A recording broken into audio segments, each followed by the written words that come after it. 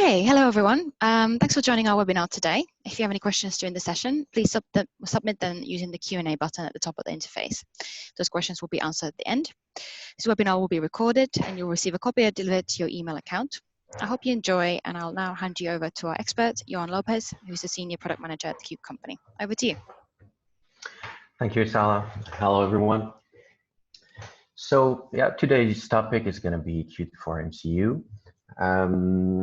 And specifically, we are going to look at how you can get started with Qt for MCU. So before that, I'll give you a first short introduction on what it is exactly and what it includes in the 1.0 release. And then we'll move on to the live demo. And again, you will see all the steps that you need to get your first Qt application running on a MCU board.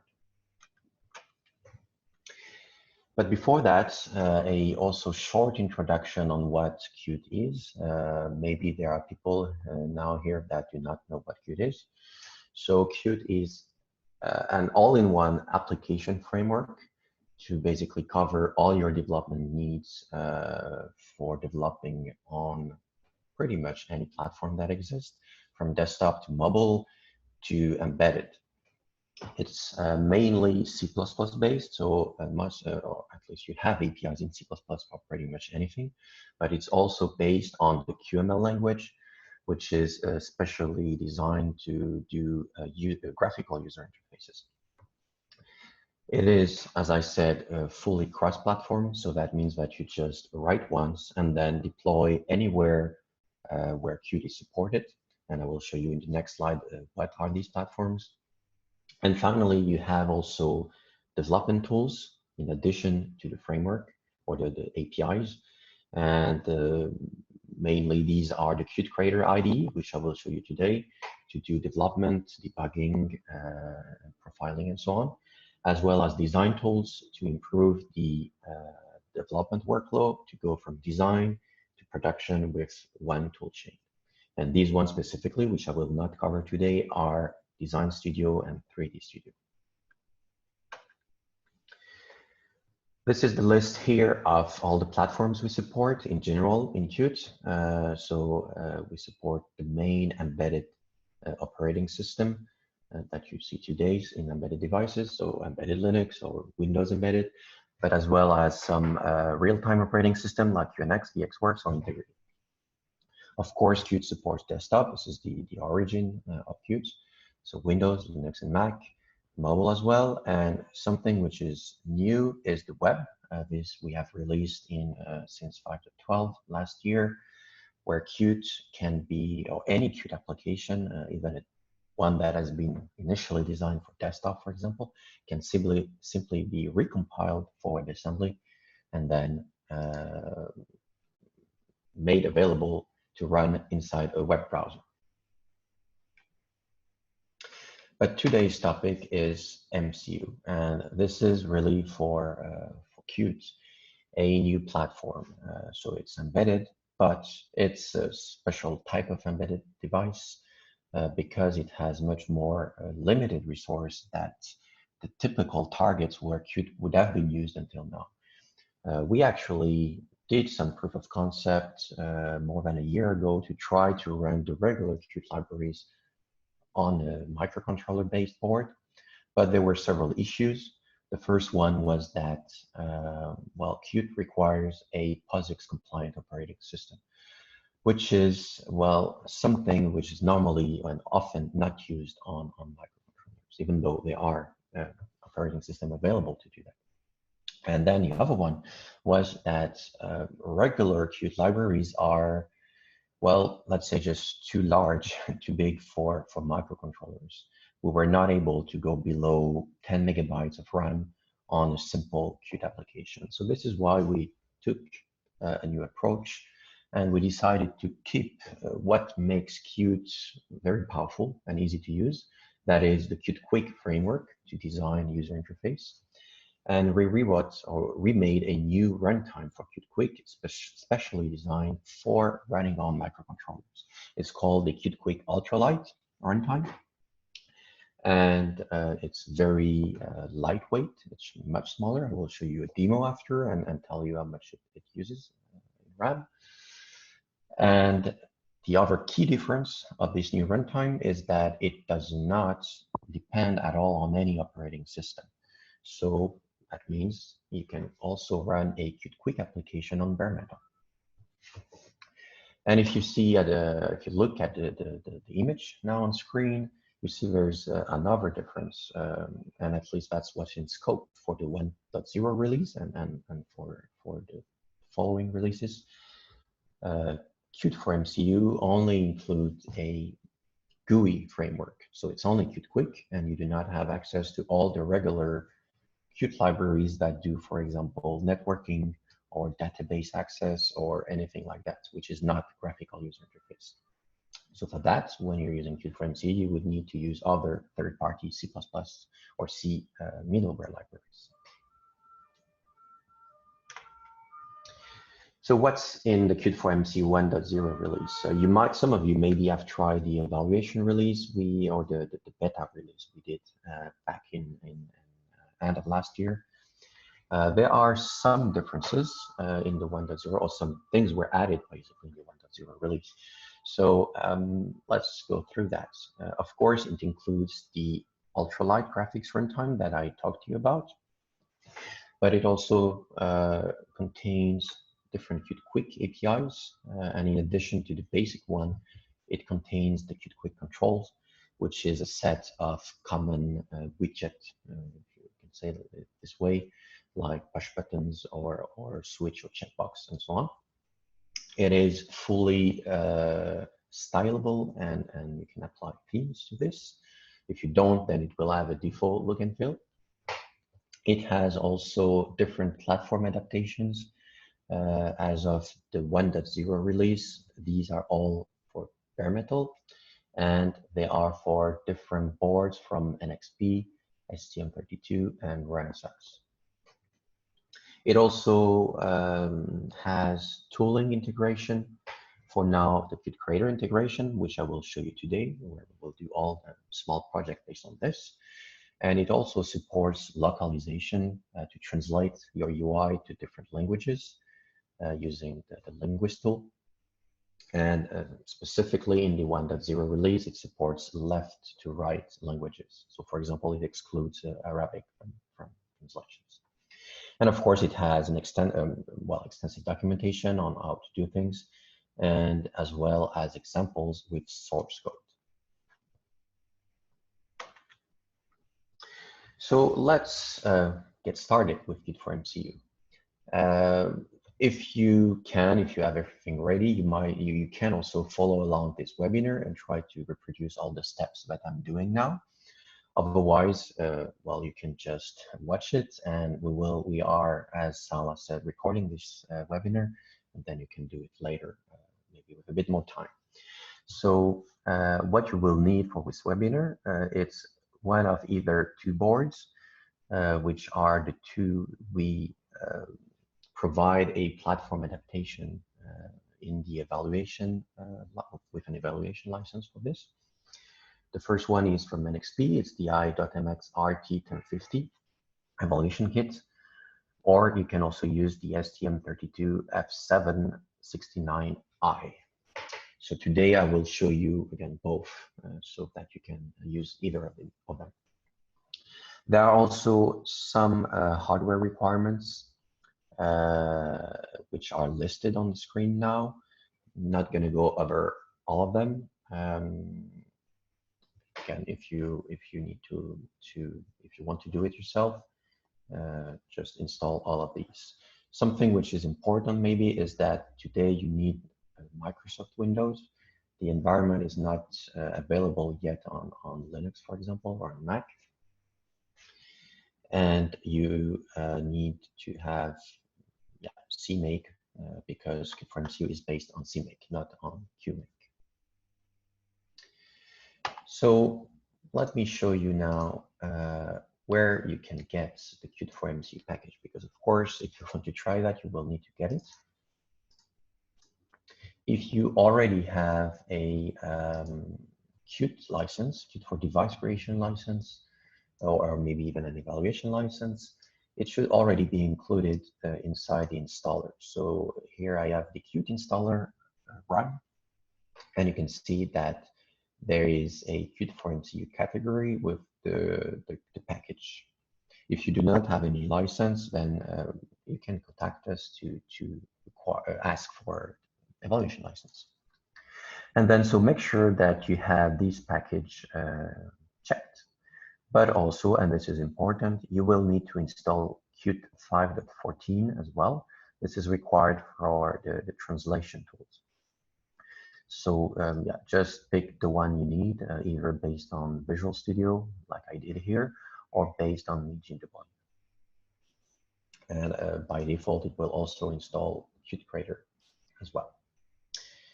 And once you have installed that, you will have, of course, Qt Creator installed. And if we have a quick look at what the Qt for MCU package contains, you will see that it has, well, all the tools you need to build a Qt app. It has also pre-built demo images for the STM32F7 and the NXP RT1050. I can actually show you right now how it looks like. So now you should be able to see a live camera feed that shows a board on my desktop. And well, this is one of the demo we provide, which is running at a smooth 60 frames per second with different UI components and so on. It has translation support, so you can change to German language.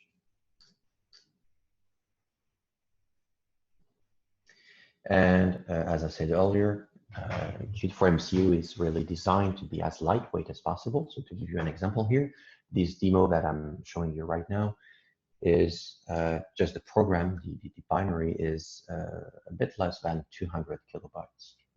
And if you add the assets to that, all the image assets, then that's an extra more or less 1 megabyte. But again, the program is less than 200 kilobytes. So you get that with the package. You get some other examples as well that you can try.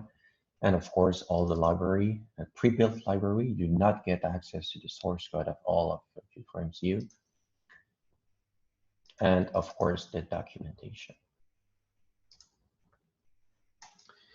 So let's now create our first Qt for MCU application. But before I do that, there's one step that you need to take care of to be able to run everything correctly. And that is to set a environment variable so that everything works. So let's do that now. Let's edit the environment variables. And all you need to do is to add to your path the path to the Qt 5.14 installation. So the one actually for desktop. And so this will be required to find the translation tools. And once that's done, you can close that. And then we can open Qt Creator.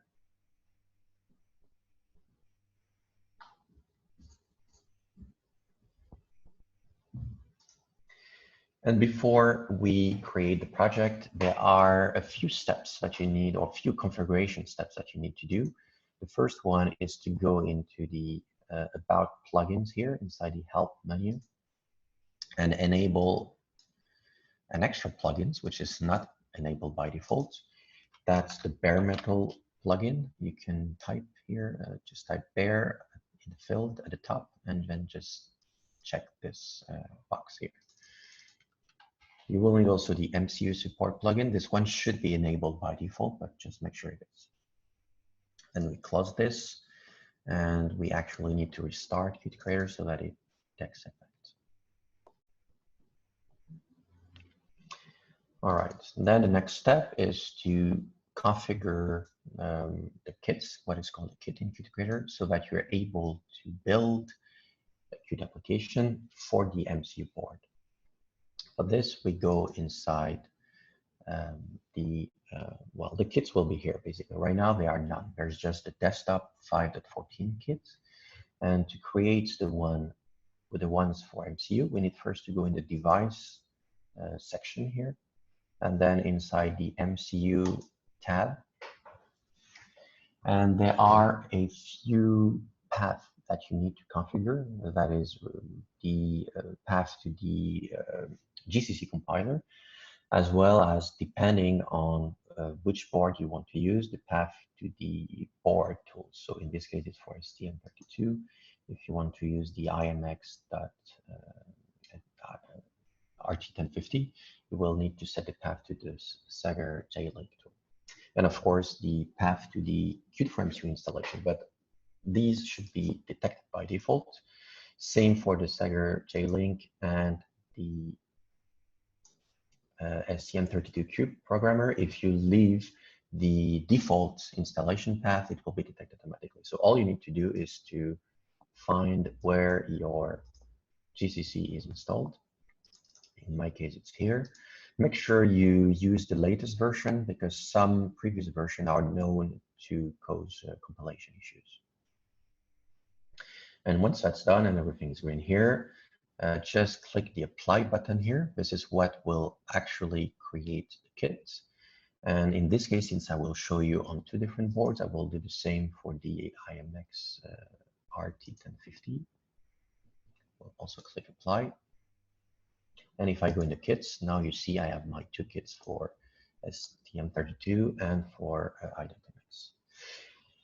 So if you only want to develop and run, that's all you need. If you also want to do debugging from Qt Creator, there's an extra step you need to do, and I will show that to you now. Let's start with the NXP one. And the reason is that the MCU support plugin doesn't yet support debugging. So you need to use another plugin, which is the bare metal one. So we need to configure it. We go into the device section again, and then we go in the bare metal tab, and we need to configure how GDB will be used by Qt Creator. So let's do it for the two boards, and let's start with the NXP one. Let's create a new GDB profile, and let's call it J-Link, because this is what we will be using. I will just change the port, because that's just a setting I'm setting in the server. Click that, and then there are init comments that you need to set here. I will just paste it now, but well, we'll need to write that down as well. It's also detailed in the documentation, the full list of these comments, and the same in the reset comments. Then just click apply, and then we need to go inside the device here, devices section, create a new device, which is of type bare metal. We can call it IMX RT1050. We select the GDB profile we just created, and then finish. And then the last thing you need to do to be able to do debugging is to have a new kit. So this is what I recommend. Otherwise, you would need to always change the device type here for your existing kit. So I think it's just easier if you clone the kit here. You can just rename it and add something so that you know that it's for debugging. Just call it this way. And you just need to change the device type to bare metal, and it will automatically pick the right device. Let's do that also for the ST board quickly. So if I go into devices, bare metal, I add a new profile. I will call it ST-Link. This is the tool we're using for STM32 boards. And it's a bit simpler in the comments. We just need to call load here, and then let's click apply. Same here. Let's create a new device. Let's call it STM32 F769i. We select the right profile here, and in the kits, we duplicate or clone the STM32 kits. We change the name and change the device type, and make sure also to select the correct device. And now we all set up to create our first project. Remember that all these last steps, which were a bit long maybe, are only necessary if you want to use debugging or to do debugging from Qt Creator. So let's create a project. For this, you can go inside the File menu here and click New File Project. And this is one of the new features we have in 1.0 compared to the previous beta release. There's this MCU support application that you can choose. Let's select where we want to put this. Make sure you use a path that doesn't have spaces in it, because I believe there might be some issues with some of the tools that are being used otherwise. Let's call it Hello World. Next. And here you can select the kits for which you want to build your application. In this case, I will build it for the two boards I have. So the NXP RT1050 and the STM32. I will actually also select these kits to do debugging. And then just finish. So the MCU or Qt Creator will basically create a ready-made project with a sample HTML file, as well as the project file, which is a CMake file. And for people who know about Qt, this is one of the key differences. Qt for MCU always required CMake. I will go over some of the important points here and also give you an introduction to the QML language if you do not know how this works. But before that, let's just check if, well, this application can already run on our board. So I have the ST board now up and running that you should be able to see here. And let's just select the kit you want to build for. In this case, it's the STM32. I do not need to debug at this point. Let's select the release build. CMake will be run. And a small advice to save you some time, there is actually currently a bug when using the STM32 device. You will need to go inside these project settings here and then select the STM32 kit and then the run settings. And in this text field here, you will need to remove this last part. Underscore and underscore bootloader. You do not need to do that for the NXP board. Just change that. And then you can just click run. CMake will be run. Then it will compile the different files we have. And automatically flash to the board as well. And now it's running on the board. So for now, it's a very simple example application, but it works. Let's try as well on the NXP board.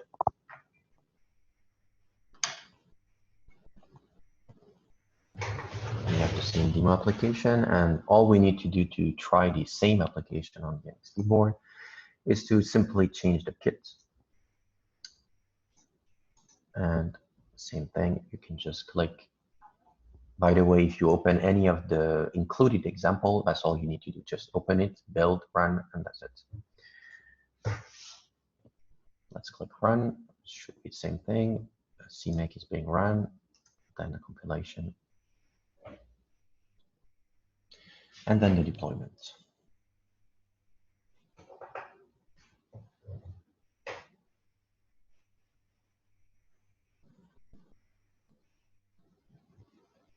And it's running here as well.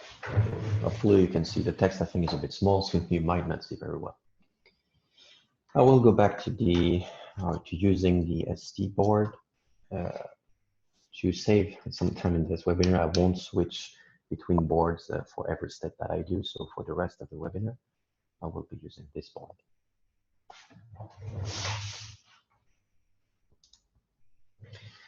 All right, so let's have a look at what this project contains.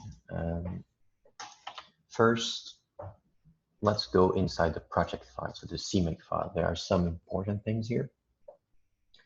You will notice, and this is a requirement, you will need to use CMake 3.13 at least, or higher, basically.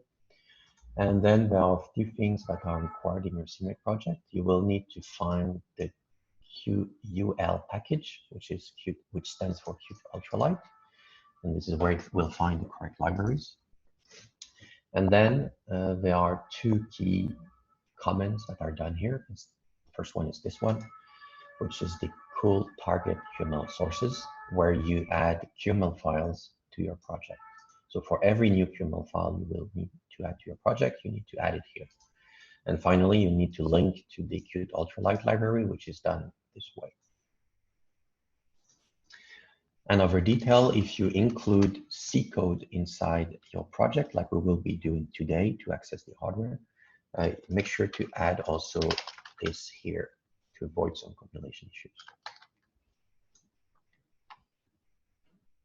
And now if we go into the QML source file, let's go over a bit what's in there. And this will be, of course, mainly useful for anyone who do not know at all about the QML language and Qt Quick in general. So QML is a really easy, I would say, to learn language. It's much higher level than C++, and it's really one of the main advantages of this language. It's higher level. It's very fast to use. It looks somewhat similar to JSON. You have a list of objects which are declared in a hierarchic way, and each object has properties and values. And one specificity is that values do not necessarily have to be static values. They can be scripts or bindings, as we call it. And I will show you later how do you use that. So in this base application, we have here a rectangle and a text. And the rectangle is always the root item. There's a size, which is set here. This is actually optional. If you deploy on board, it will always fit the complete screen. So this is actually optional, only necessary if you want to try on desktop. Because you can also, I didn't mention it, you can try your Qt for MCU application also on desktop, on Windows. And then inside, there's the text element. Very simple here. I think it's fairly straightforward to understand what it does. We set the color to salmon. And the actual text value is hello world, and the font size is 14.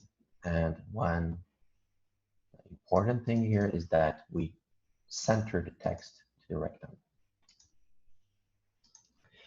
One comment here, which is important to notice for people who already know QML, is this line here, the pragma main.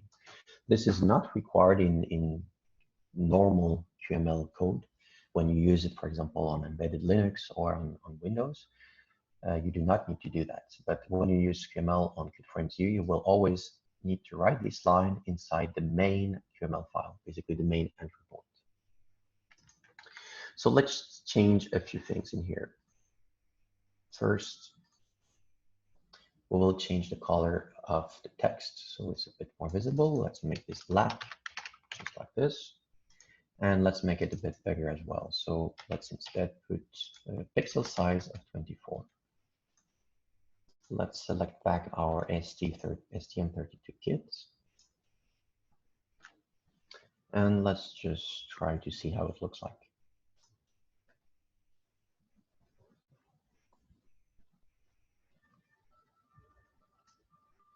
It's building and then flashing. So you might see this error sometimes. This is an issue with the SD link flasher. So if this happens, just rerun it. Sometimes it happens. Well, in this case, it happens twice in a row, or 3 times in a row even. If you have this problem, you can also manually just reset the board here and it should work. Okay, so now we have our new text running, just a bit bigger and blank. Okay, this was easy. Now, how do you do if you want to use a custom font? Because here I did not set actually a font. So if you don't do that, it will just use a default font, which is included with Qt for MCU. But if you want to use something else, what you need to do is to add all your needed fonts to your project. And this is what we're going to do now. let's go to the project directory. I have my project here that so far only contains this. And I will copy some fonts inside my project. There's only one, it's the Montserrat font. And then what you need to do is to go back inside Qt Creator, and you need to tell Qt for MCU where to find your fonts. So let's go in the CMake file, and then you need to add two lines. The first one is this one, where you set the variable cool fonts dir to where basically the font is. So in this case, it's the font subdirectory inside my source directory. And then there's another one you need to set,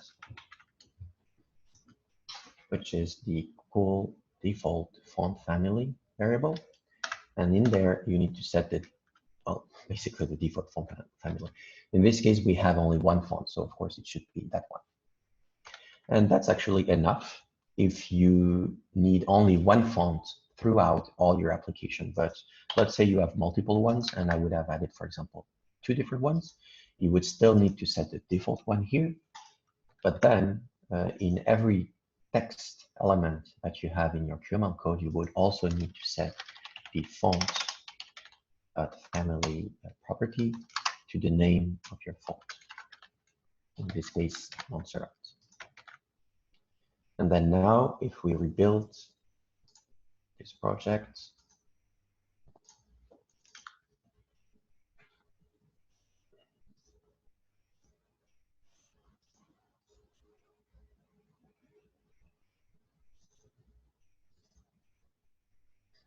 I made a mistake somewhere.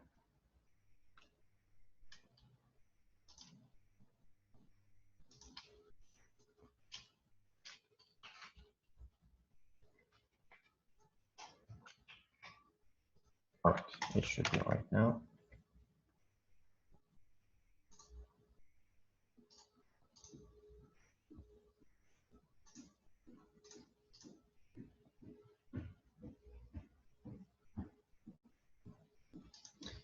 Actually, I'm still have one quite too much. Sorry about that.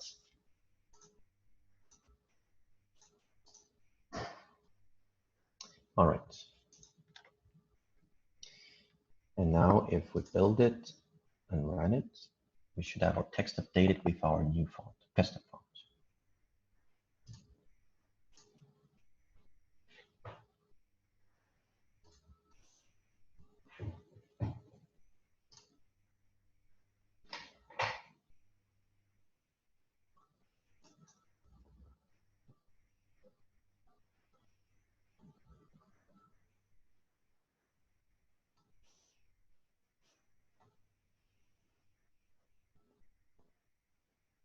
All right, so you might not see the difference because the font is not that much different, but now it's using a slightly thinner font.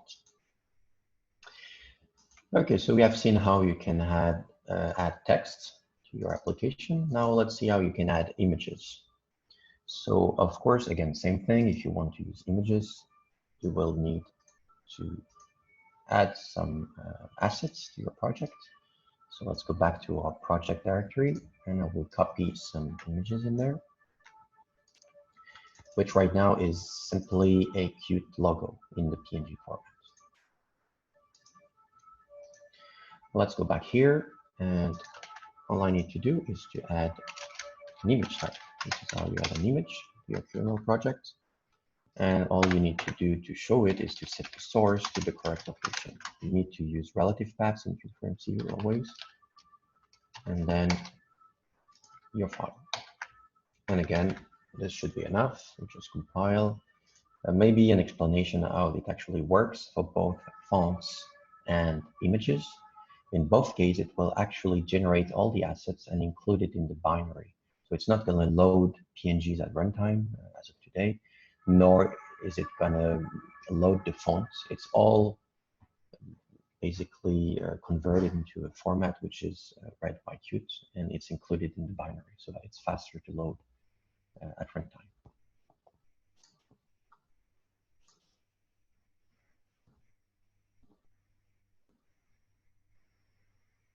Okay, so now we have our logo here.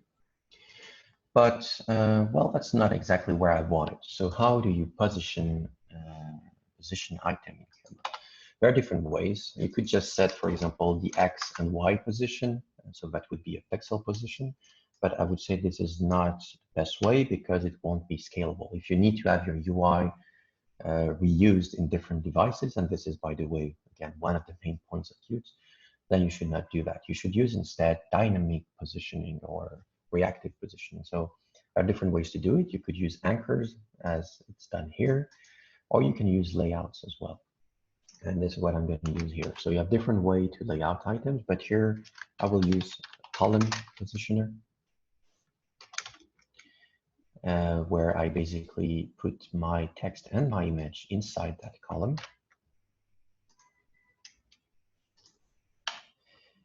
And they will be automatically positioned in a column. I only need to remove this here. And instead, I will center the column, and then each item is in there. There's also a few other properties that I can set, the spacing, for example. So with 16 pixel spacing between the text and the image. And what I will also add is how they are horizontally centered. So for that, I can use the anchors, but horizontal center, and I center it on the parent. I can just copy that and paste it to the image as well. And let's run this.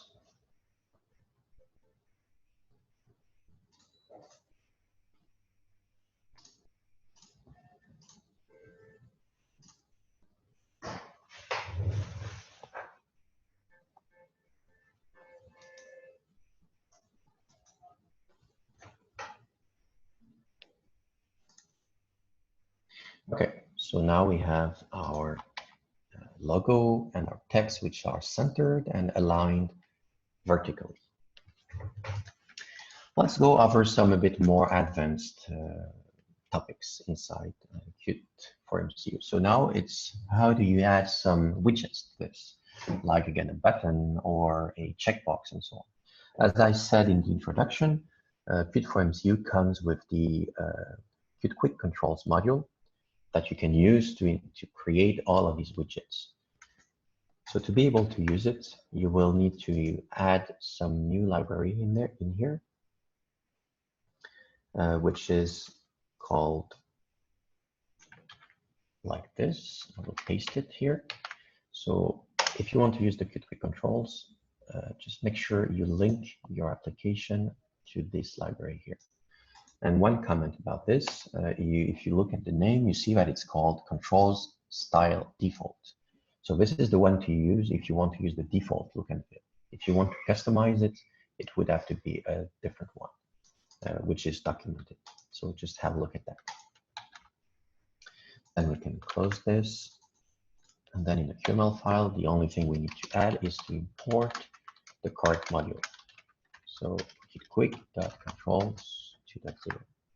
By the way, this is a detail, but for, again, people who know about QML already, in Qt for MCU, the version number is optional, so you do not need to put it. If you just remove it, it will still compile and work.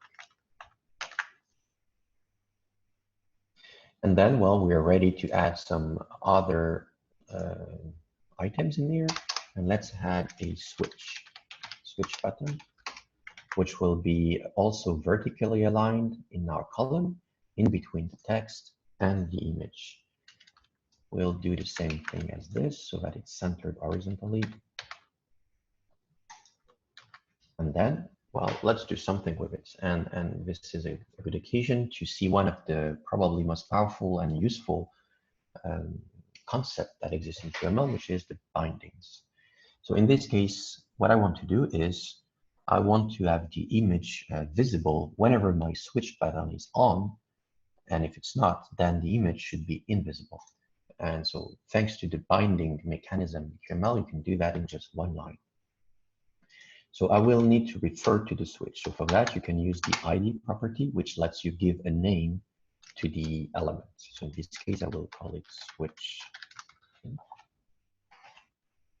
And then in the image, So to make an item visible or not, you could use the visible property, but you can also use the opacity if you want more control over, well, if you want different levels of visibility. So in this case, what I do is I just write if the switch button is checked. So this is like JavaScript now. This is a scripting. Then the opacity is 1, otherwise it's 0. And now whenever, if I run this, whenever the switch button state changes, this expression here will be automatically re-evaluated, and the property opacity will be reassigned automatically based on the new value.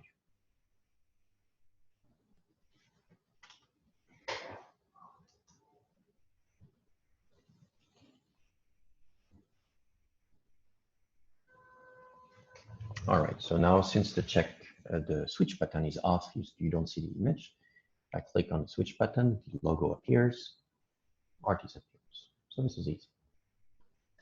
Let's do something a bit more advanced. Let's say now we want to animate this. And this is another way, another thing which is very easy to do in HTML. It's animations. So let's say that now instead of just going from 1 to 0 at once, we want to do a smooth transition, like it's fading in or fading out. So for this, all we need to do, there are actually several ways to do it, but I will show you one way. One way is to install a behavior on a property. So we should do it this way. So what this does is that you tell, well, whenever the opacity changes, there should be some behavior. And in this case, it is, I want to have a number animation. So the opacity will be animated according to some properties, which I will set now. So I want it to last 600 milliseconds.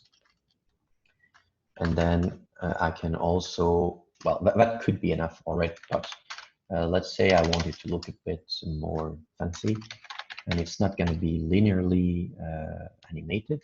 Instead, I will use an easing curve, and I will use Qt Quick. And that's it, really. That's all you need to do to animate it. And now, instead of going from 1 to 0 or from 0 to 1 at once, it will take 600 milliseconds and go from basically 0 to 1 and all the values in between.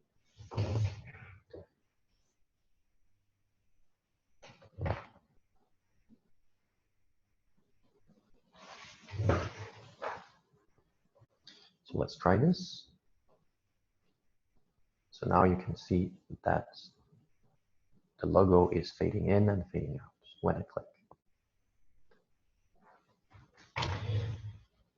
Okay, let's do something even more. Now, let's say we want also to animate the position so that it appears from the bottom. So same thing, similar concept, but and now what we need to do is, I will hide this for now. Since we have everything inside a column, we cannot directly change the X and Y position. So to be able still to do this animation, I will need to wrap my image inside another item. This is like just a small trick to be able to do it.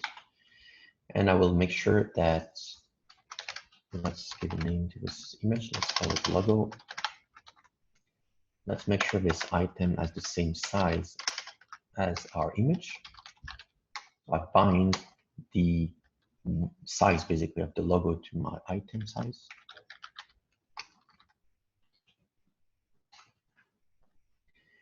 I will need to move this here. And now I can simply animate the Y property like this. So again, same idea as what I did for the opacity. I just set the Y position based on the condition. So if the switch button is checked, then it should be where I wanted it to be in the first place. If it's not visible, I want it to be a bit more down, so 50 pixels down. And for the animation, well, same thing. We can just simply copy and paste this line. And instead of having it on the opacity, now, of course, it's going to be on the white position. So let's just try this to see how it looks like.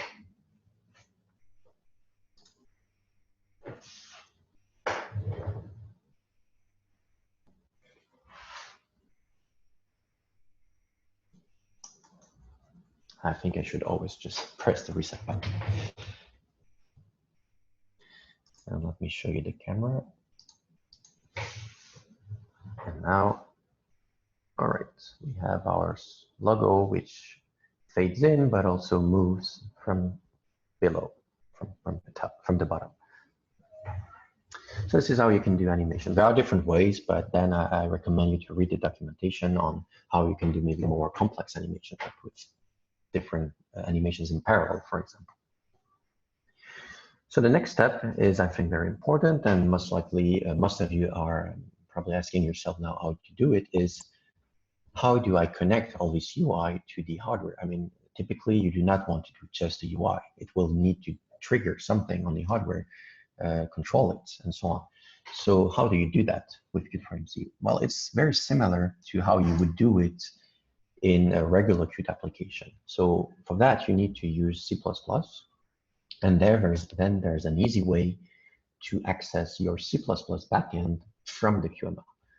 But it's a bit different than with normal QML. So let me show you how that works.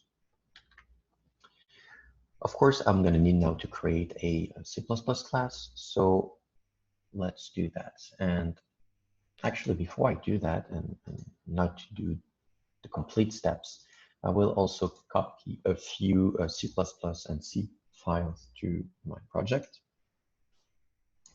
I have here these two files that I will copy to my project.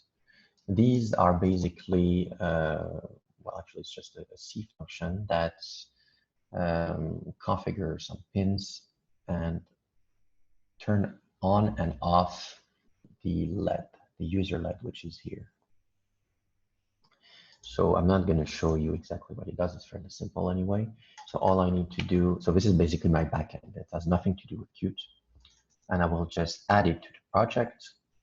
So for this, I need to call a different function, which is target sources. I pass the name of the executable, and then this source files.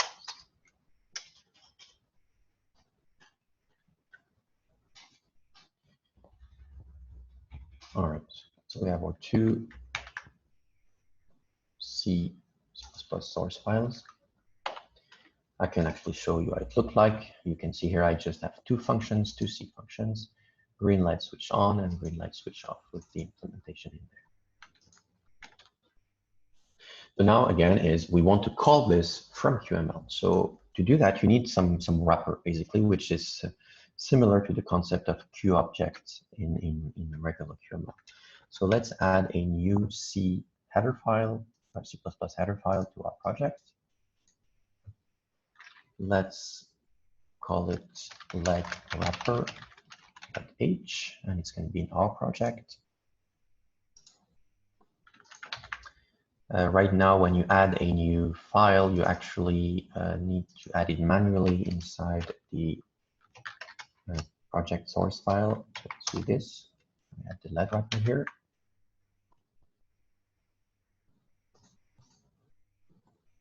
And then let's create our wrapper. So in this class, you have different ways. So you have different options on how you can expose functionality to your UI. You can create components. So you could basically just create a class which expose properties, signals. So these are specific to Qt, but also just functions. And then you can instantiate this component from QML. Or in this case, all I need to do is to expose one function, which is turn on the LED or turn off the LED. So I do not need to instantiate components. I can just use instead a singleton, which will have just one function. So you have a C++ API as well in Ultralite, which is for basically creating C++ interfaces. And you can import the singleton type this way, and then we can create our class, which will be called LED, and it needs to subclass the QUL singleton type. You also need to pass as template parameter the name of the class. And really, just by doing that now, anything that I add in this class will be made available to QML. So all functions, but also Qt properties and signals. Here, I just need one function. So let's include our backend, which is led.h. And then let's add our function, which we will call set enabled. Give an argument. Ooh.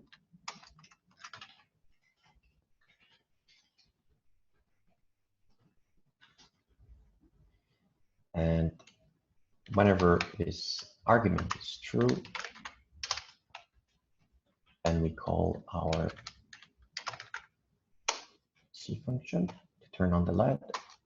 Otherwise, we turn off the LED, the LED. All right, so we have now our backend, which is exposed to QML, but that's not all. You need to tell the tools, the Qt for MCU tools, how to detect this and how it should be integrated with the QML. So for this, you need to go inside the CMake list file and call one specific function, which is called QUL_target_generate interfaces. So this is the function you need to call for all your basically C or C++ interfaces that you want to expose to QML. So here you just pass all of it. Now we have only one, so this is all we need to do. And another detail, since this command actually will generate some files, you need also to set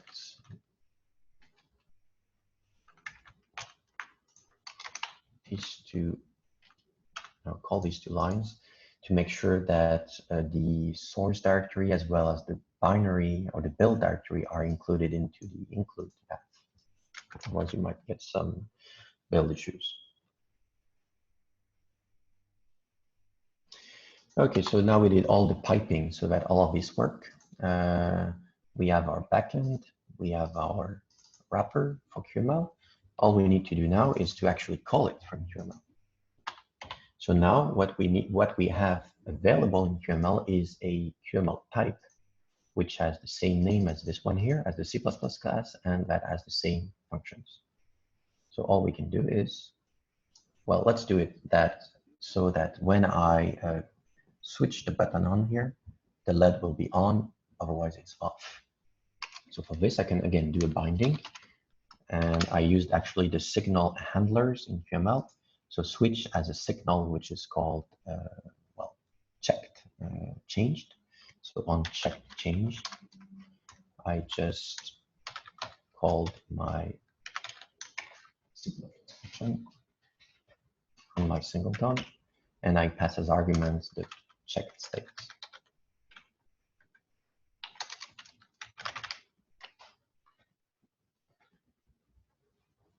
Let's compile this and run it.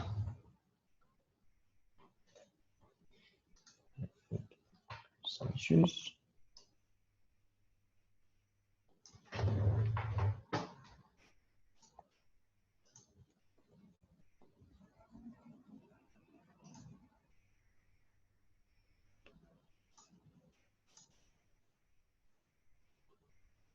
Okay, that should be fine.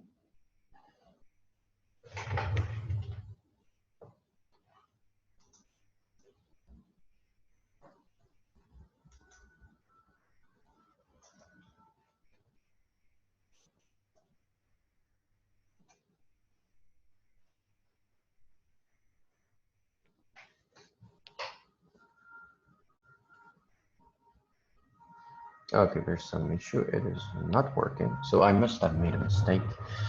but let's not waste time with this. Normally it should work, and you should see the green LED here turning on and off.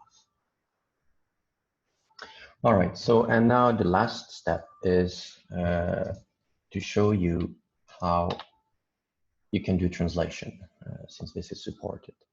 So this is also fairly easy. We have now one string of text in our UI, which is hello world, and let's say we want to translate that to several languages. So from the QML side, there's only really one thing you need to do. You simply need to mark all the strings that need to be translated. In this case, this one. And the only thing to do is to wrap your string inside a function which is called QSTR, this way. If you add more, then you would do the same for all the other strings. And then again, in the project, you need to tell what translations you want to have. And for this is another CMake function you have available for Qt Ultralite, which is this one, Qt target embed translations. You pass the name of the project, and then here, for each translation that you want to have, in this case, I want to have French, you need to add a different file. You can just call it the name of your project, and this part is important. This is how you will tell which language to use. So typically use the code of the language and of the country, and the TS as extension. And when you do that, it will it allows you to generate a special file, which is this one. You could do it from command line, but if you want to do it from Qt Creator, there's actually a CMake or build target which is generated. But to be able to run it, we can go here in the project settings and in the run part, build, sorry, settings. Let's clone this build configuration and let's call it update translation.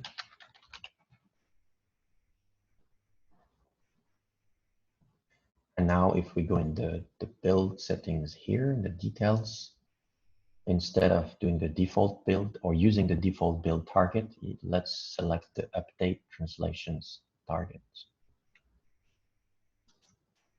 So that means that now if I select one of the debug or release, it will build, but if I select the update translation, what's going to happen under the hood is that the tooling will parse all your QML files, search for these QSTRs, and then from that generates the TS file.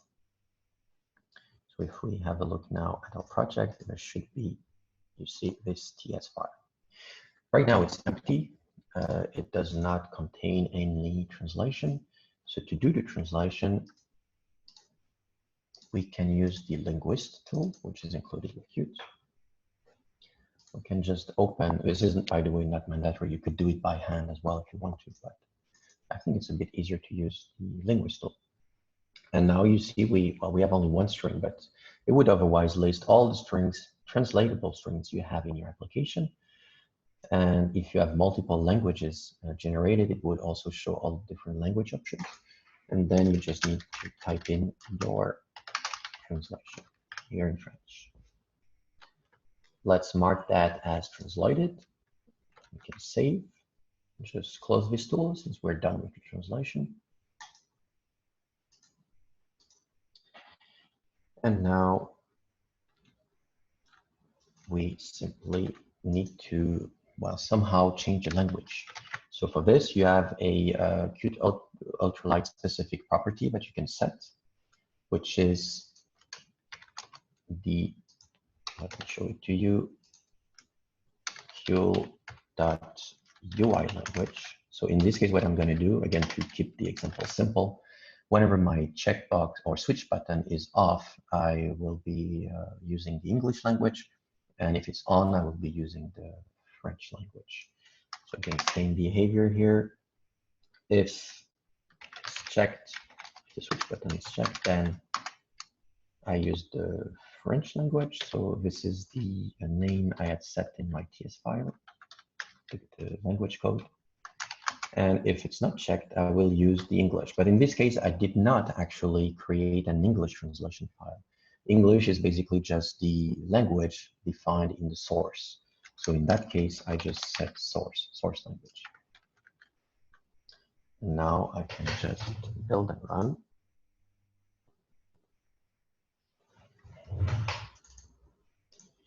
Okay, I guess this was why the LED did not work earlier. Okay, let's not try to debug this now since we're already a bit late. I will just remove this and run.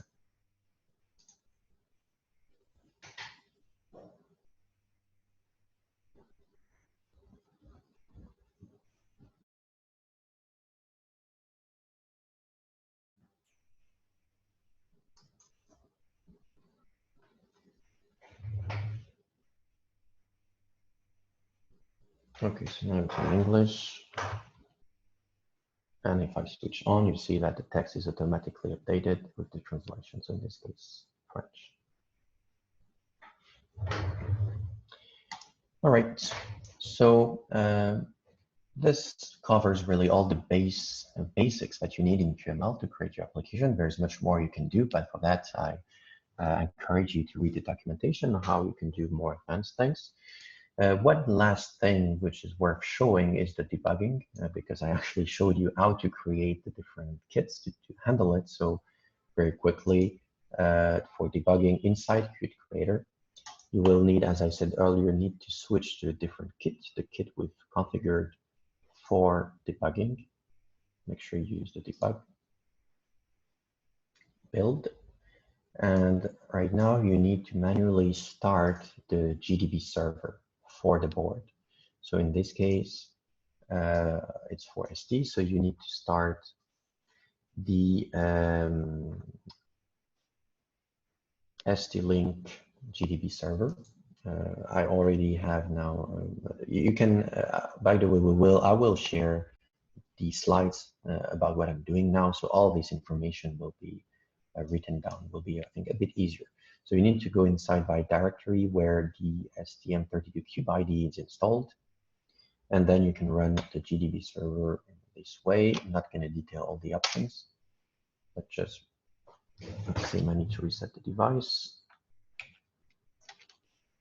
And now it's listening for connection. And now in Qt Creator, I should just be able to debug this. Let's just open the main file. The main file, by the way, is generated. So you will find it inside the build directory. Let's just run cmake.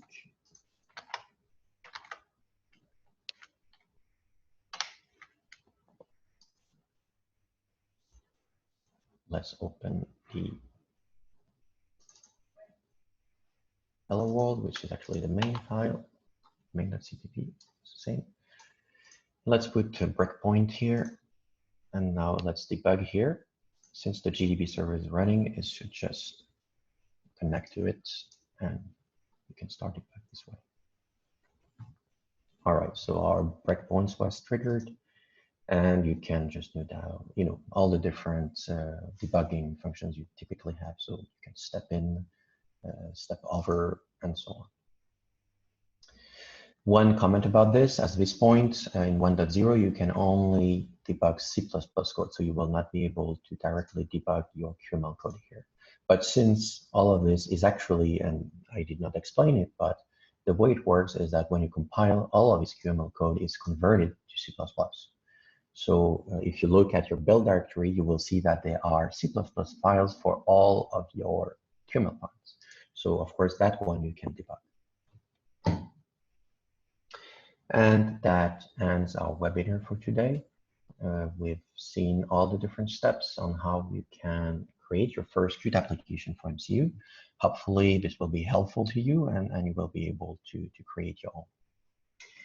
We will have now some time for questions, maybe not too much because I see we are a bit late. Yeah, we have about 10 minutes or so. Thank you, Yoann, for questions. All right. So I've got a question, which is Python supported in Qt for MCU? So Qt for MCU is only supporting QML and C++.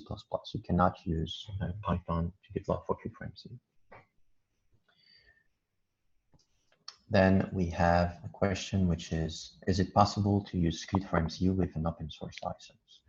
So no, Qt for MCU is only available with a commercial license. So if you need to use that on your project, please contact us and we will discuss all the details with you.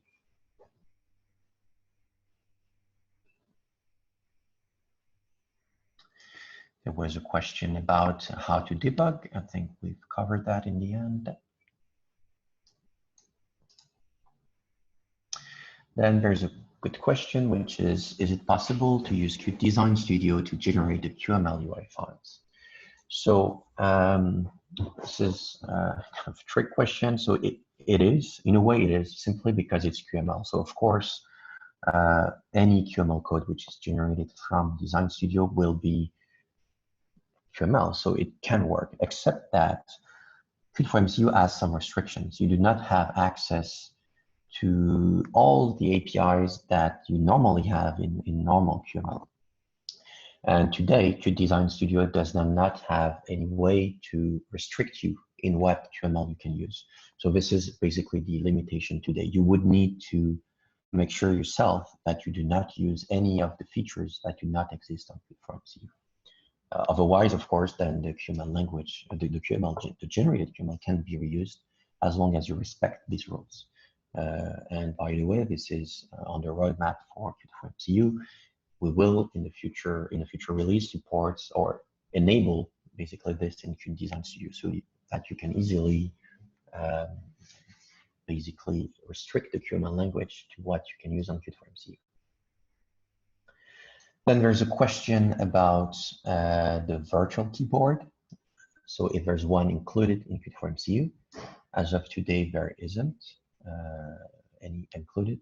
So either you could implement that yourself or there's no such thing as of today. But this is also something which is considered for future releases.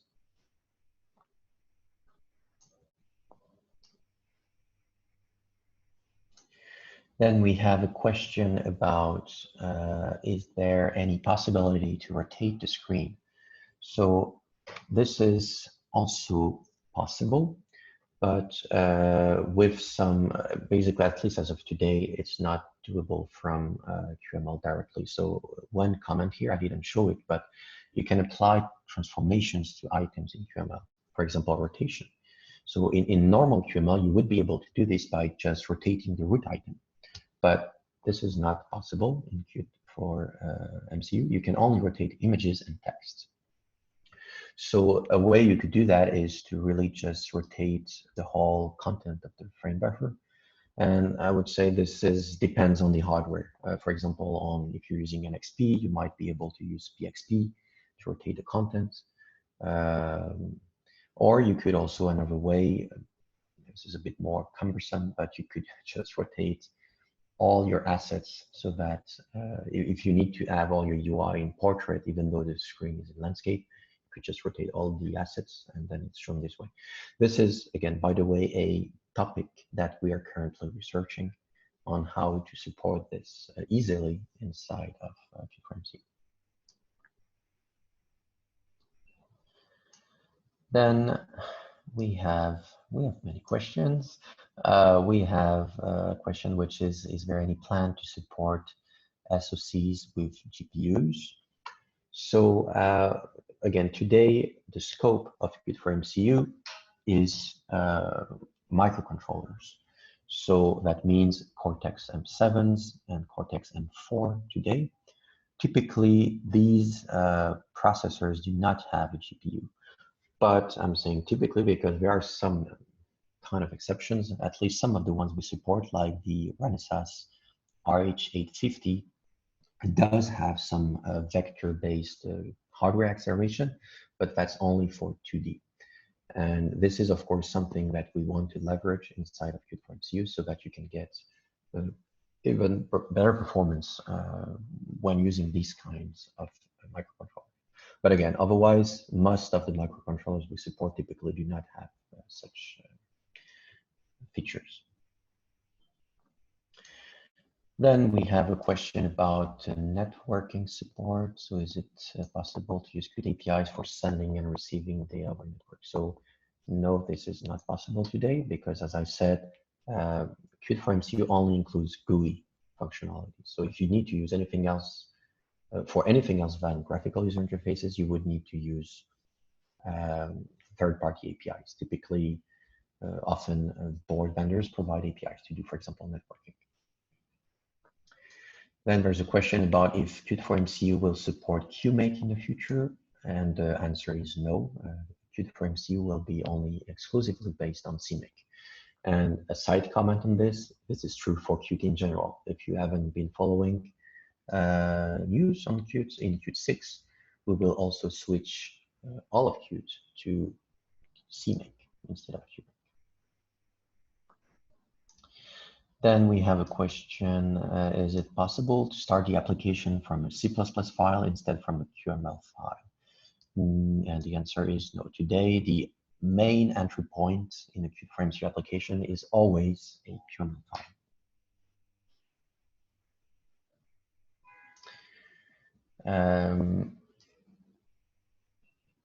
We have some other questions about is it mandatory to use the Microsoft C++ compiler, or MinGW is suited as well? Actually, you do not need any of these. Technically, if you want to use, if you only want to compile for the target board, you only need GCC for ARM, basically. When you will need the C++ compiler or the Microsoft C++ compiler or MinGW, that's only if you need to or to test your application also on desktop, because this is supported. So in this case, yes, you will need, and it can work with, I'm not actually sure now if it's both or just Visual Studio, but anyway, you will need one of the two.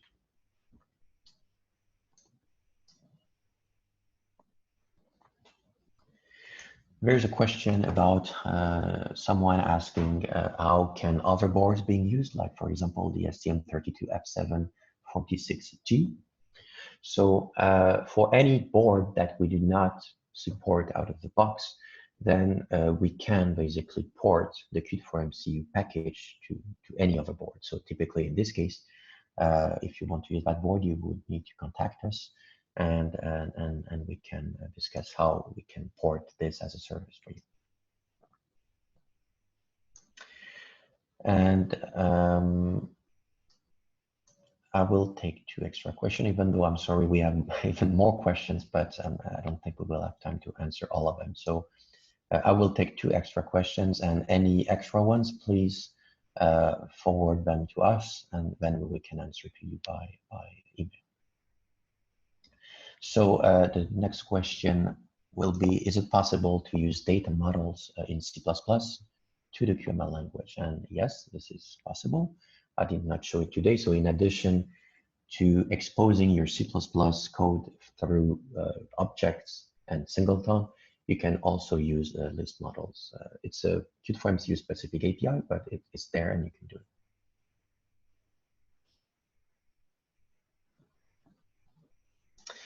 And then the last question, which I think is important to answer, is about basically how does Qt for MCU work in this case on bare metal, and does it include a scheduler for multitasking? So the answer simply is that it doesn't.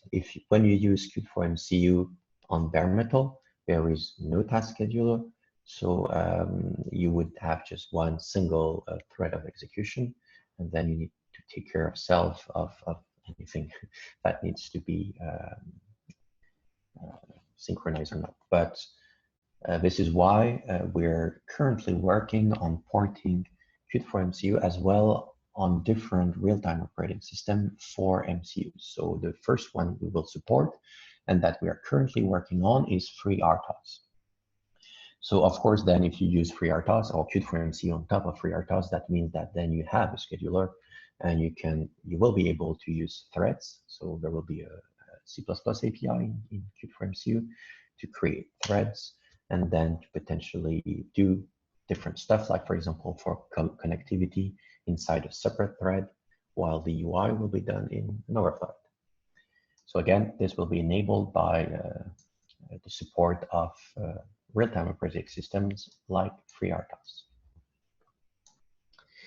And yeah, again, I'm sorry for not answering all the questions, but please forward to us all of the questions, and we will make sure we answer all of them by email.